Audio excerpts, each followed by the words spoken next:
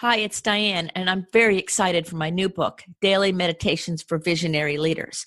Check it out on my website, visionsapplied.com/meditation. Now, on with the show.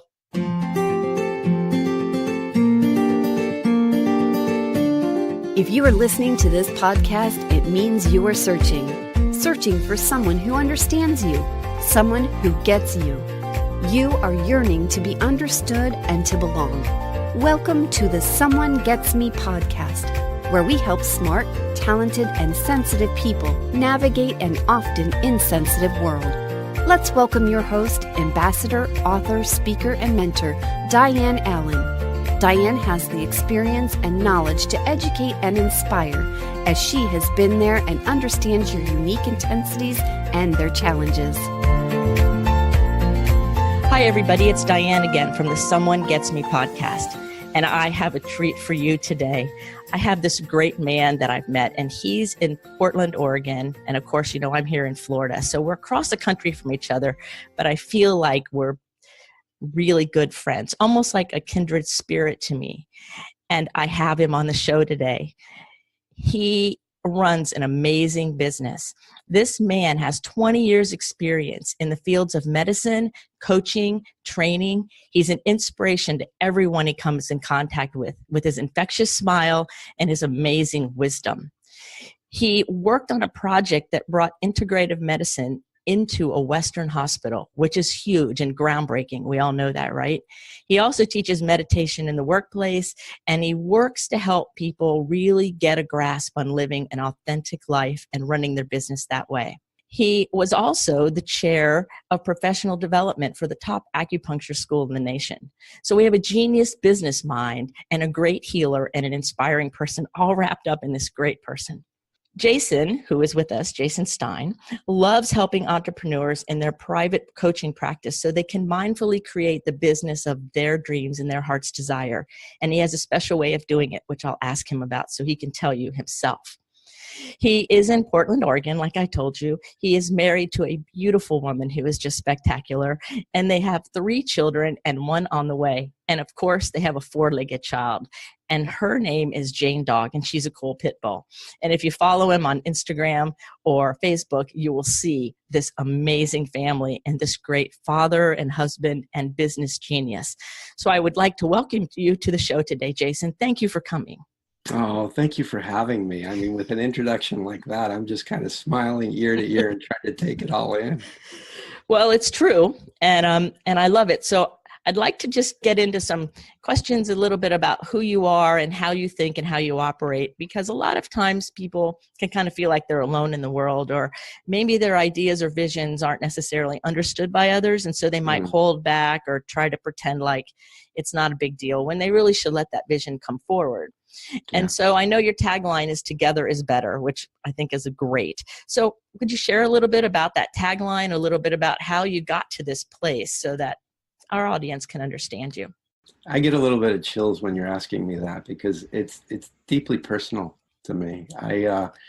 Many people are raised with a family tree, and I had a lot of divorce in my family. So mine was more like a overgrowth of shrub that just kept, through divorce and remarriage grew outward. And at a teenager, I realized I had multiple step siblings and half siblings and siblings, and that I was the only one in the family that talked to everyone else in the family. And it led me to just a path of knowing that together is better, because we all feel alone at times. Like, I've never met an individual that said that they never felt alone. And I believe that there are so many people that believe in you, the listener, right now, and that they want to happily help you. It's not just they believe in you, but they want you to succeed. Yes, that's great. And so here you are, being raised in a family where you're the one keeping the connection going in a natural way. It was part of your just DNA, kind of, right? Your personality. And you didn't even realize how profound what you were doing was as a child. And so I think it set you up to be the great healer that you are. So tell us a little bit about your professional life, because you've gone through lots of things. You were chair of professional development of a school, and now you're running your own very successful business. So what happened there? It started early on. I went to school, my undergrad at Arizona State, and I went for business because they're known for business. And at the time, it was during the Reagan era, and my economics teacher was part of the Reagan cabinet. And I realized during his lecture that I didn't like business. Although I thought I loved business, I was just bored to death by what he was teaching. And so I switched to psychology. And I was actually on my way to get a PhD after I graduated in industrial organizational psychology. So it's like the study of human behavior and business crossroads. Mm-hmm. And I fell into the opportunity to go to acupuncture training. And part of it was my own healing crisis that I went through. And I was a little skeptical. So I had my own healing crisis, but I decided I'd go to the school for 6 months and put off the PhD and see what happens. And within 6 months of being an observer in the clinic, I saw my story again and again and again. And it was people really needing healing that had been put through the ringer with diagnostics, with medication, with surgery. Nothing helped. And Chinese medicine was helpful. And so I went through the training, and immediately upon graduation, I was given the opportunity to be the medical director of integrated medicine in a Western hospital. And I was treating all these patients. And I found a crossover that 90% of them were getting sick from the place they spent most of their time. Most people think that's home, but when you add up the hours, your waking hours are spent mostly at work. So people were getting sick from work, right? And I kind of sunk my teeth into that. I wanted to know why. I wanted to know what would help. I wanted to know how I could make it better. And I really started getting creative, and I created a meditation in the workplace program where I went into some of the top corporate structures in the Pacific Northwest, and moved from the Southwest to the Northwest because I needed to be in a green environment with water. Through the opportunities that kept opening, I learned more. So some of the listeners may have heard of Heart of Business and Mark Silver, and I went and worked there for 7 years to really understand. Mark says every act of business can be an act of love. And I was like, you're crazy. Like, what are you even talking about? And through working through Heart of Business, I learned we really do it backwards. And there's a way in which we can come with our heart, we can make a difference, and we can make a profit. And I want to turn it back to you because I could just keep going and going because I love what I do. But yeah, go ahead. Oh, no, it's great because I'm laughing in a way as you're speaking. And I said in your introduction, we're like kindred spirits. And I have goosebumps because I just decided in a treatment center I was running years ago that we needed to have meditation in the middle of the day. Yeah. And so I closed the business every day from 1 to 1:15, and everybody meditated whether they liked it or not, because I was the director. And then pretty soon the ones who were the most resistant were the ones who loved it the most. And it upped our profitability. It upped everybody's happiness and joy and everything like that. And I teach that all the time, that, it's so important in our work. I didn't have the business part like you just shared, but I was doing the same thing. And I have to be around water. I'm in Florida, so I'm listening to, I'm like, see, it's true. We are kindred spirits. And the meditation in the workplace is so true because work can make us sick. And being in a sick environment, whether the business is sick or the stress level's too high, or, you're expected to be a machine when you're not a machine, all of those things can really get in the way. And so you can lead with your heart. And you do lead with your heart currently in your business now, don't you? I do. I work mostly with wellness providers, although I have a few outliers. And I really want to break the mold of how people are doing business. And so there's lots of ways to break the model. But one model is that you can have a family and you don't have to work 90 hours a week, and you can be profitable and you can have fun. Right. You have a part of your business that you call PRI, right? Mm-hmm. So how about sharing with us a little bit? Because this is part of your main paradigm, right? That you use to help the people you work with, your clients, and I'm sure you run your own business this way, to have an authentic, love, heart-based business that's actually doing good in the world. Yeah. So PRI is profits, relationships, and impact. And I'm a simple guy, so I try to boil things down to the simplest form. And I realized that I met so many people that want to make a difference in the world, and they aren't getting to profitability. So then they go work for someone else and they slowly start dying away. And I've met people that really kill it financially, super profitable and super empty on the inside. And so relationships are what I think are most important. You got to have profits. You have to focus on relationships first. And I think you have to make an impact as well. And so I believe in companies that want to make an impact, a positive impact in the world. And I try not to work with people that don't have that in alignment. So I think it was 2 years ago, there was a copywriter from a GMO company, genetic modified, and they wanted to get more business. And although as a human being, I want them to succeed, there was a part of me that had to say, no, I don't want to help you become more profitable in that way. And so I had to turn them away. Because they didn't align with who you are and what was authentic. Right. And so being true to yourself leaves the opening for the right people to come and be part of your services. Yeah. And for the listeners, it's just like, it's so much easier to say that than live it. At the time I was really struggling financially, and I just, it was more than a couple of years ago, but I just so wanted to be a yes. And there's a time in your life where you just have to say, I'm not willing to bend on my integrity. And I think it's a scary time in life, but for me personally, it opened up all sorts of doors that I didn't even know were there. Because you were willing to stand by what was right. That's right. Even when it was scary, and even when, the other part of us goes, yeah, but no. And so there's that little, I call it like a civil war in our heads. That's amazing. I've had those opportunities too, where people come to me and I'm like, no, it just doesn't line up. And then I can't come out of integrity to do it. That's right. And it's paid off every time. And so it is scary. There are moments where when you take a stand for who you are and what you're about, you never know. I have a little kind of a business question for you. Yeah. Like as if you were helping one of your people or yourself, maybe. The number one issue of the listeners here at Someone Gets Me and on the Facebook group is overthinking. The number one thing that visionary people have a hard time doing is overthinking into procrastination or overthinking into stalling, or, there's all of that mind stuff that that creates an opportunity for them to come out of their heart. And so now everybody's not going down the right authentic path. And I know that you are really skilled at leading with your heart and leading from authenticity. So if somebody comes to you, or you yourself are having an overthinking issue or a procrastination issue that's kind of got that rub in it, what are some things that you would suggest to our listeners to help them kind of get on the other side of that and maybe get going and not be a slave to that overthinking kind of way? Well, first is a great question. So thank you, because I'm an overthinker. So I can totally relate.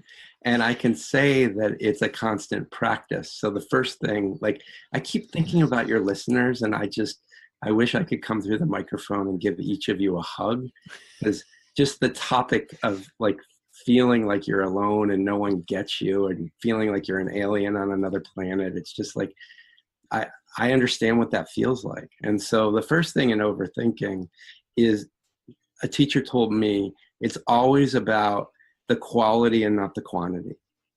And so because I'm an overthinker, and it's easy to pick things up throughout our day and drag them into the future, I always start each appointment with 1 minute meditation.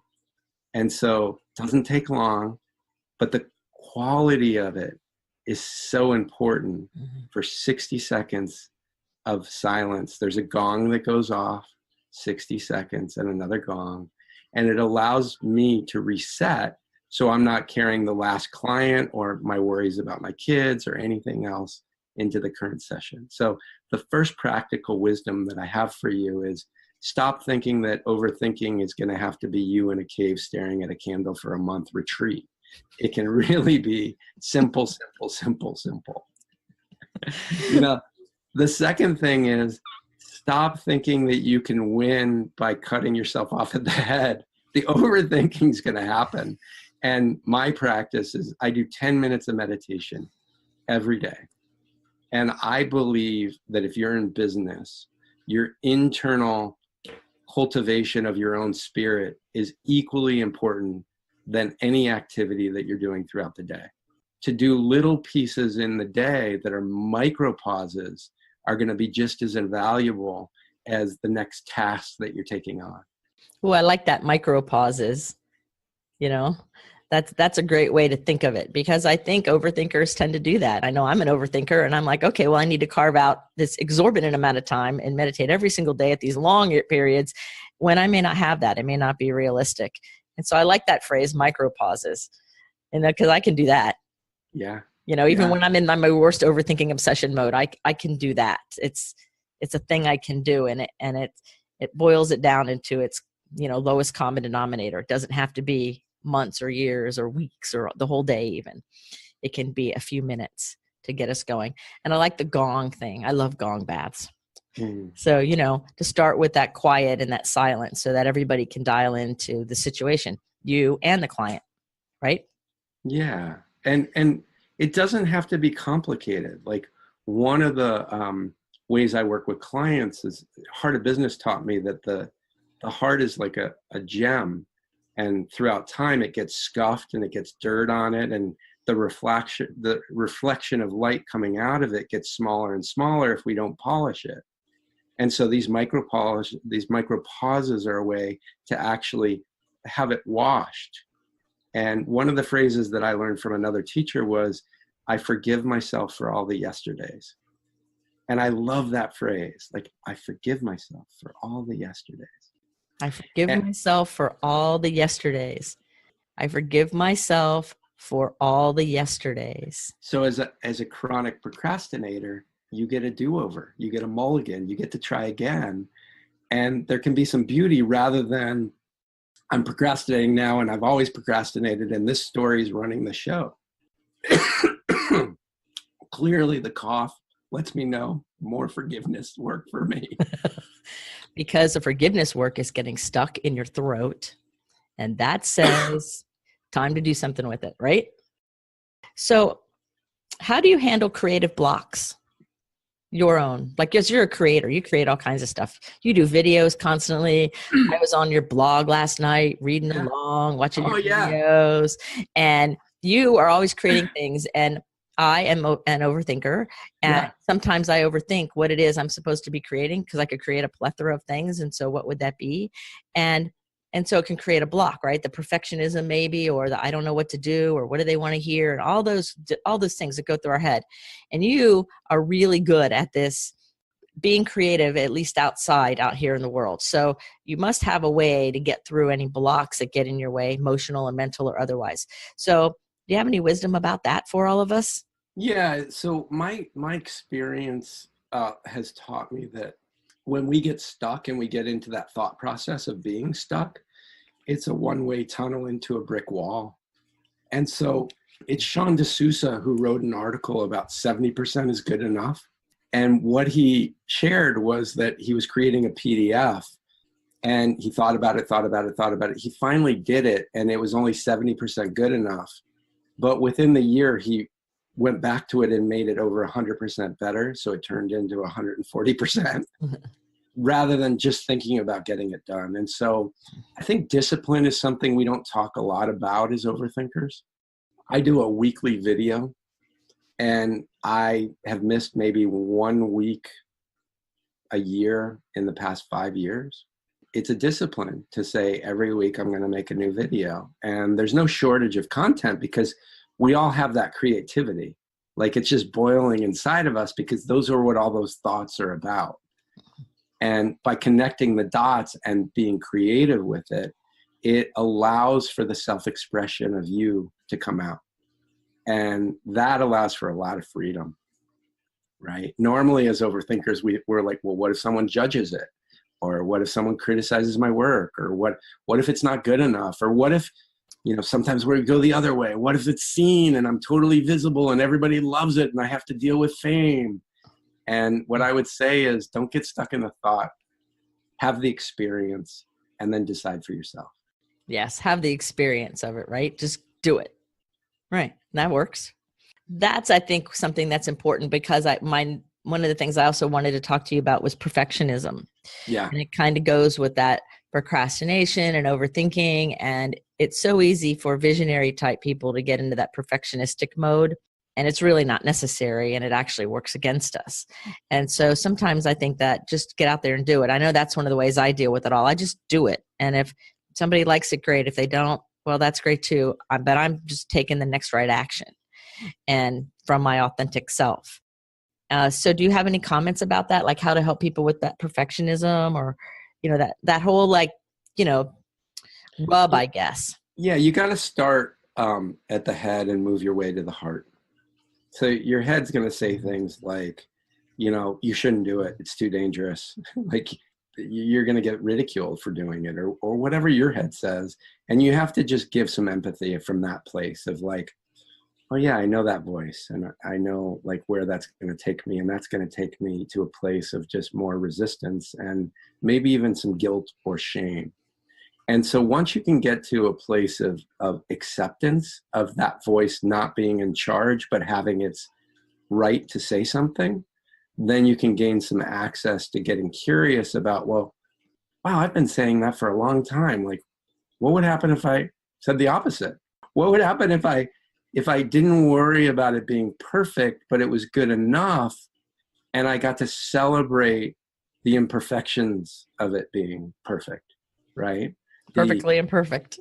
Yeah. What if I could celebrate that I actually did it rather than waiting to arrive and having it be, glorious. And this is a beautiful conversation because we don't talk enough about failure. I don't know if it's because of the education system around the world, but people are afraid to fail. And the more we can get comfortable with failure, the more we can learn, the more we can grow, and the more we can evolve. So perfect example is a lot of people in a certain business sphere know me as the chocolate guy. Because for a year, I did chocolate business strategies. So I did 30 minutes of just solid business strategy for people's favorite chocolate. And I did 100 of them, right?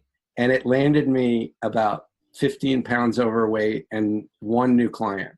So it was really ineffective in the end result of what I wanted, but it taught me so much. And if I would have waited for it to all be perfect, I would have never done that. And I have to say being 15 pounds overweight at the time was worth every ounce of chocolate I had got to experience. Right. I remember when I met you, you were doing that. Yeah. And for the chocolate. And I'm like, that is genius. I sail for chocolate. I was racing a boat one time and the owner was not able to pass a boat in front of us. And he hands me the helm and he goes, you steer, you can get it. And I said, well, only if there's chocolate. And I was kidding. Yeah. I was completely joking. And usually there's no chocolate on the boat anyway. And I don't, well, whatever. So after I pass this boat, I successfully get by it. And one of the guys goes down below nonchalantly and comes out and goes, plain or almonds? And he had 2 Hershey bars. Yeah. So we didn't even know we're on the boat. So it became this big joke that if you want the boat to win, bring chocolate and Diane will go fast. Nice. Nice. It's good to know the motivators, the stick and the carrot. Right. I think coming full circle with it, it's just like, think about where you're really scared to fail and then see if you can take one step in that direction. So one example is, I think Facebook Live is brilliant for business owners, and most business owners aren't doing it because of the visibility of it. And so you can just do it to yourself. You can change the setting where you could do it just for you to experiment with it as a baby step to get ready to go public. And so there's all sorts of things when you're in your perfectionistic traits to say, oh, I'm not just going to show up and people are going to applaud because I come into the room. I actually can just try something, and however it goes is going to give me more information about what to do next. Exactly. And so situations, whether we want to call them a failure or success or an okay thing, it's really just getting us information so we know what the next choice is, which works in family and in personal life and in business and in the world in general. It's all about getting the information and moving forward. not to devaluate the amount of fear or this being scared, or especially if you're feeling like you're alone and it's you versus the world, all of those emotions are valid and true, and you can still do it. You can still have movement there. Yes. And the fear can feel crippling. And that's why that one little baby step matters. Yeah, not only matters, but like you can celebrate it like you just won the Super Bowl or whatever your favorite thing is, right? It's like when you can start to celebrate the baby steps, you're going to start to reprogram and redesign your wiring to actually be in movement rather than in thought. Say that again. I think people need to hear that again. Sure. When you can start to celebrate the baby steps, you can start to rewire yourself to celebrate the movement rather than celebrate or get stuck in the thought. That's genius. So you can rewind it and listen to Jason say it to you more than once, right? Because it is genius to realize when you celebrate movement, it gets you unstuck from the thought. And that can get rid of the blocks and all the static and all of that just by taking the step and celebrating it over and over and over again. So I like how you said that. So thank you for repeating it. You got it. Well, sometimes when I'm listening to podcasts, I like to rewind it and go, what did they say? And so now when I hear profound things, I go, will you repeat that? And then that way the person can hear it twice anyway. So what is your favorite food? Oh, that's a great question. It's sushi. Sushi. Ooh, yeah. Yeah. Nice. And what do you like to do for fun? What releases all like the stress and that you're just out, Jason's out having fun? What's fun for you? There's a couple things that are fun. I have a motorcycle, so riding my motorcycle into like the woods in Oregon is fun for me. I have a whiskey club. Other gentlemen and I get together about every 6 weeks and we all taste different whiskeys. I find that incredibly fun. And I have a big family. I got 3 kids, wonderful wife, best wife in the world, and one more child on the way. And just spending family time of being silly can be totally fun for me. Totally. Yes. I've seen you all be so totally silly on videos and I just love it. It's like, oh my God, this is so great. What a neat family. So you have to check out Jason's videos because you will so be inspired by the fact that they can just be silly and have fun and run a successful business and have a happy family. Like they all go together. We don't have to be all stoic and hide and shy and not let ourselves be ourselves. And I think that ability to be silly and goofy and laughing, says a lot, and I think it's a good practice. And so if you ever need to be inspired, just check out some of Jason's videos and you will be inspired to be silly because they're great. Some of them are hilarious. Can you name one? Because we've had some fun. I'm curious. There was one particular one that you guys did in the kitchen. I think it was when you were doing that one every day or something like Truth that. Or Dare. We were doing Truth or Dare live. Yes. So we didn't know, like we alternated, my wife and I alternated who got to ask Truth or Dare. And we didn't know if the person was going to say Truth or Dare. And then we created it live. And so we're in the kitchen. And what was happening? I'm trying to remember. Well, they were all funny, but there was one where I'm trying to remember. She was dancing around. You were laughing really hard. And you guys kept moving the camera around. And I don't even remember the rest of it. It was hilarious. I was going, oh my God, these two are hilarious. And watching the two of you engage and laugh and just be silly. Yeah. It didn't matter what anything else was. It was like, one of those great commercials where you don't know what the product was, but the visual was great, and I was in stitches. I'm like, these two are hilarious. Yeah. And it was just happy, and it was nice. And I remember that it was, I think you did it for 30 days, right? We did, yeah. Because I remember it was near the middle. Maybe it was like day 18 or 17, somewhere in there. It was just past the middle. And I'm like, oh, cool. That means I can look for it for the next couple of weeks or whatever. And so I would go online specifically to find what goofy thing you two were doing next. And when it got to the last day, I'm like, oh, well, this isn't right. Well, we're bringing it back because you had said Instagram in the beginning of the show. And I have to fess up that I have a lot of clients on Instagram. So I have an account. I have 450 followers and one photo. And so my commitment is to start to get my Instagram game on. but we're going to bring back a video a day, I think in July.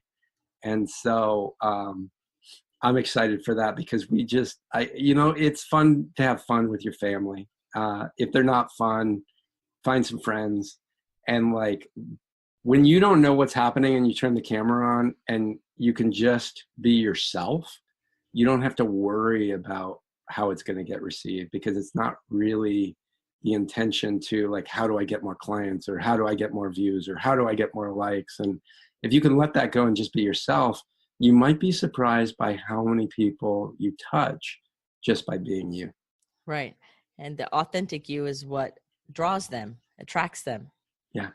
And so was that really risky for you to be silly and do all these things, knowing that you're a business owner and you're coaching people and you're doing all that? Was that a big risk, or was it just so natural you like not even? There was a couple of risks. It wasn't risky every night, but there were two that come to mind that like they were really a stretch for me. And I think I broke a sweat. One was I consider myself tone deaf, and my wife sings like an angel. And I said dare, and she asked me to sing a jingle about my business and to actually sing it. And I was petrified, but I did it. And then the other was, we were at my mother-in-law's, and it was hot out, and we were playing, and the dare came to me, and my wife dared me to unbutton my shirt, but to leave it on and knock on the neighbor's house who had chickens and ask for an egg. And I did it, but I was like, oh, this is a stretch, right? It's like, I know they have chickens in the backyard. Who's this guy with that half a shirt on? And those are the interesting thing, are the ones that scared me the most, or the ones I remember the most. Interesting. And then you just kept doing it, and you did it past your own fear, and then you remember them the most. Well, here's the thing about my wife. My wife, I've known her for years, and I've never seen her. Well, in my life, I've seen her say truth maybe twice in Truth or Dare. And, you might think we play often. Well, sometimes we do. It's a fun game. And the other thing that I know about her, she's never not accepted the dare. So she just ups my game to be like, there isn't anything that I'm not willing to do if she dares me to do it. Aha. So there you go. Yeah. That's amazing. That is really, really cool. So you have a service that you offer people called one-page marketing, right? Like you help them with the business plan, right? Is that how that works? That's right. Would you share a little bit about how you do that, kind of the process, or what kind of people you think you help with that, so that, our listeners can, contact you if it's something they're interested in? Yeah. So business owners often get overwhelmed by marketing. We think we have to be on social media. We have to have Google ads. We have to pay for Facebook marketing. And ultimately we get overwhelmed and we don't do anything really consistently. And I truly believe part of what's happening in society is that we're just overwhelmed all the time. So anything we can simplify just gets better. And so a one-page marketing plan is me sitting down with the client, interviewing them about their business, so I can really get underneath and really find the pieces that really make it unique and also make it simple. And then we boil down the plan into one page of daily, weekly, bi-monthly, monthly, and quarterly of what they can be doing. The feedback's in that it's so much simpler to do really simple things consistently than try to get really complex and overwhelmed and maybe even frozen in the marketing of your business. Yes, because it can be overwhelming. Yeah, and absolutely. So that's part of your creative genius, I think, is that you're able to take what could be overwhelming for lots of people, and because of your business and your healing and your inspiration self, you can put it together in a one-page thing that a lot of people would think, oh, he can't do that in one page. A business plan needs more than that. A marketing plan needs more than that. And really, you have that gift to be able to help somebody, kind of hone in to what's really most important to be able to then realize their dream. And it's really, part of it's selfish, because I'm a third generation entrepreneur. My grandfather worked, 70, 80 hours a week. I had a father and a stepfather who both probably worked on average 70 to 80 hours a week. And my thought process this lifetime was how could I be engaged with my family and run a business and not feel overworked? And it always comes down to simplifying things. Yes, it does. Do you have a success story you'd like to share? Somebody that you helped that comes to mind and that you would like to kind of just talk about where they were, kind of what happened, and Sure. the process of it. This person just circled back around recently, but when I worked with them about 10 years ago, they were working in the marketing department for a beverage company, and the owner wanted them to go back to school and get additional training, and that they were going to help pay for that. And at the time the client contracted with me for services, we realized it had been 4 years since that conversation, and they now had a diploma, and that they were afraid to ask their boss about that original offer to help pay for it. And what I love about this client and what I love about this conversation is many times I attract people that really struggle with asking for help. And we did some internal work, and it was probably 6 weeks of every week this client saying, okay, I'm going to ask him this week. And they'd come back and they said, I didn't ask him. And we'd do a little bit more work, and they'd come back. And so finally on the 6th week, they asked their employer and said, it's been 4 years, but you did say this. And they were like, oh my God, I'm so sorry. And they wrote out a check on the spot for $10,000. Wow. And so I keep that story really close to my heart, because I do believe if you, especially if you're feeling alone, can begin to just ask for help just a little bit, that you might be surprised by how people want to help you. I would say all my success stories stem from that same place, that the number one human need in the world is to be a contribution for others. And a lot of times I work with people that are overgivers, and they just give and give and give, but they don't let people be a contribution to them. Yes. Contribution's a two-way street, It is. It's both ways. And I think overgivers do that, and then they don't want to ask for help because they think that means something's wrong, or they're a weakness, or they're afraid of what people will think. But yet we're meant to be interdependent. We're meant to support each other. We are. And the beautiful thing is that when you, like, the reason that I love my work so much is when you have someone that wants to make a difference in the world, and all of a sudden they're supported by other people, it's amazing what can get accomplished. Mm-hmm. And I am so grateful that I'm there for that journey. So you're like a spiritual seed bomb maker. Like the guerrilla gardeners, where you just, put it together, and you light the fire, and you put all the things together, and then they go and create beauty wherever they are. It's true. I do have gentle firmness. Like, I believe in gentleness, but I also believe in firmness. And oftentimes people come back to me and they say, that scared the shit out of me, and I'm so grateful that I did it. Awesome. Yes. Spiritual seed bomb maker. That's going to be my new term for you.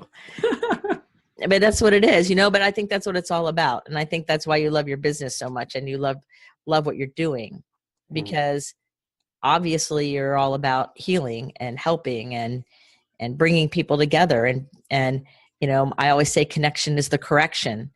And listening to your story, you inherently knew that connection was the correction in situation growing up with all those divorces and things. You said that, you didn't have those words for it necessarily, but you knew it and you followed it, and you're still living that life purpose of bringing people together and helping people see that value in themselves and in others. And, that's a beautiful story. When you really think about it, it's an amazing, amazing story. Thank you. Just hearing it voiced back to me, when I have a client, my mind immediately goes to, what do they want, and who do I know that can help them get there? See, that's great. So you're connecting on all different levels. internally as your own seeker self, meditating and helping your clients all connect with each other and anybody else. I bet you're always connecting people everywhere, no matter what it is. And like, here, let me eat this. And I think that's so vital. So I have a couple other little questions that are kind of fun. Yeah. What is your favorite thing about living in Portland, Oregon? Oh, it's so weird. Portland is just filled with weirdos. And what I mean is that, I mean that in a really good way, is that there's just a freedom to be in Portland, to be yourself and accepted. And so you may see someone that looks homeless and they run, $1 million company. Or you may see someone that looks completely different than you, but they totally have all the same values you have. And so it's just a really unique spot to be for innovation, for collaboration. And what I love beyond the people is I can take maybe 100 hikes in the woods, like 10 miles from my house. Nice. And so it's got the outdoors where the landmass in Oregon is so big, and the ability to go on a hike and maybe not even see another person for a while is really still possible. Oh, that sounds like heaven to me sometimes. It's like, please, can I just go be alone, just out in the nature? And that's great. Okay, let me see if I have any other questions. Was there anything that you would like to share that I haven't asked you about, or something that's on your heart that inspires you? Yeah, this is just for myself and the listeners. Like, things are a little upside down globally, not just in the US, but globally, in the sense of isolation and alone. And although I really come from the heart, I'm really practical. So I look at demographics, I look at stats.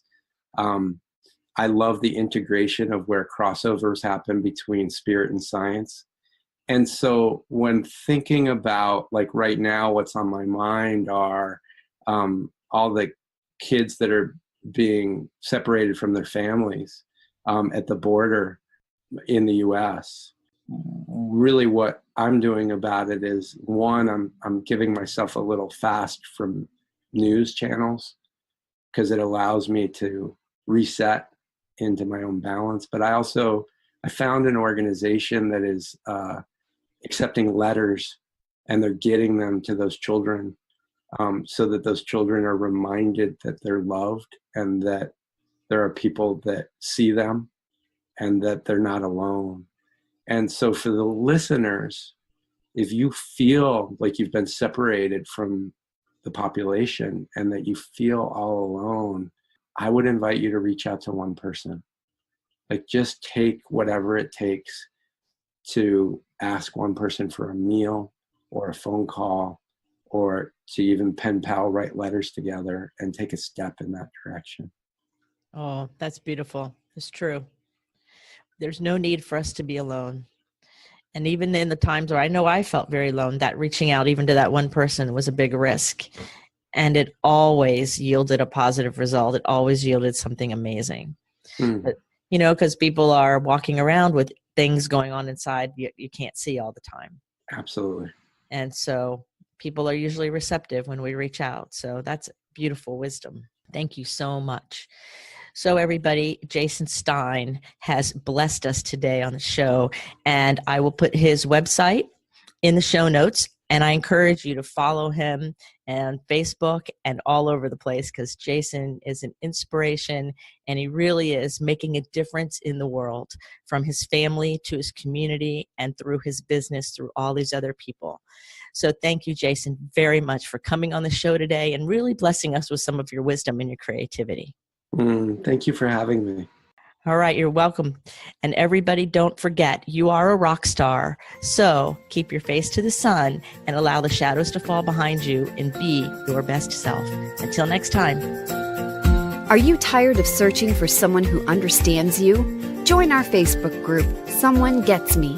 In this group, you will be able to connect with others who are intense, sensitive, smart, talented, and wanting to be understood.